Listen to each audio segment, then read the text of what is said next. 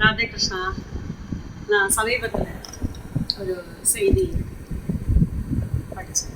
அதாவது நம்ம 10 நிமிஷத்தில் நமக்கு பொருள் கொண்டு வரணும் அப்படின்னு சொல்லி நம்ம ஆர்டர் பண்ணுற அந்த விஷயம் எத்தனை உயிர்களை பலியாக்குகின்றது.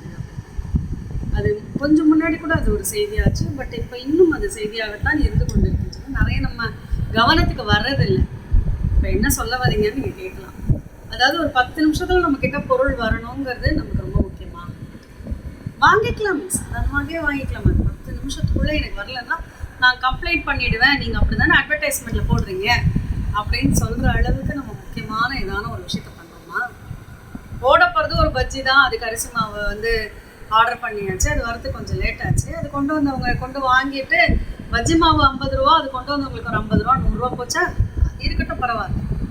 அது இல்லாமல் நாங்கள் போய் கம்ப்ளைண்ட் பண்ணி இது என்ன இது, நான் பஜ்ஜி மாவை பார்த்து இவ்வளோ நேரம் எதிர்பார்த்துட்டு இருந்தேன், இவ்வளோ லேட்டாக கொண்டு வராங்கன்னு உடனே அந்த கொண்டு வந்த அந்த பாவம், அந்த வேலையாள், அவர்களுக்கு கிடைக்கின்ற அந்த அதற்கு உண்டான சார்ஜஸ், அதில் அவர்கள் they will be getting fined.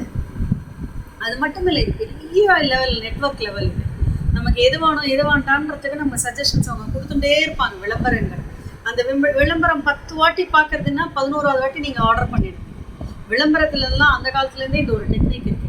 எந்த பொருளும் அந்த பொருளுடைய பெயரை சொல்லிக்கொண்டே இருப்பார்கள். ஸோ தட் அது நம்ம பெயர் நம்ம மனதில் பதிஞ்சிரும். அதுவே நமக்கு திருப்பி ஏன் அதை ட்ரை பண்ணா என்ன இவ்வளோ பேசுகிறாங்களே, இவ்வளோ பேர் வாங்கியிருக்காங்களே அப்படின்னு நம்மளே தூண்டுகின்ற மார்க்கெட்டிங் டெக்னிக்ஸ் தான் அது.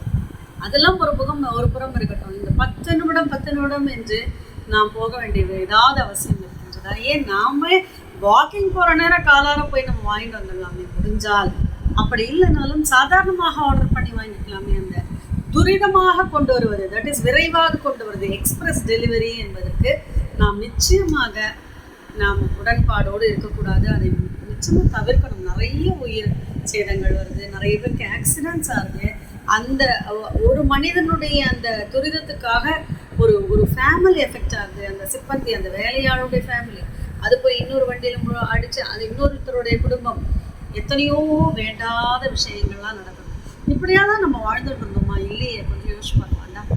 துரிதமாக இந்த 10 நிமிஷத்தில் நம்ம என்ன பெருசாக சாதிச்சிட போகிறோம்? இதெல்லாம் வந்துட்டு அப்புறம் பேசாமல் நம்ம வாட்டுக்கு ஹாயாக உட்காந்து தானே இருக்க போகிறோம். ஏதோ மொபைல் எடுத்து நோண்டின்னு தானே இருக்க போகிறோம். Is it so necessary that we have to get things done in only 10 minutes? Think பண்ணிக்கலாம். ராதே கிருஷ்ணன்.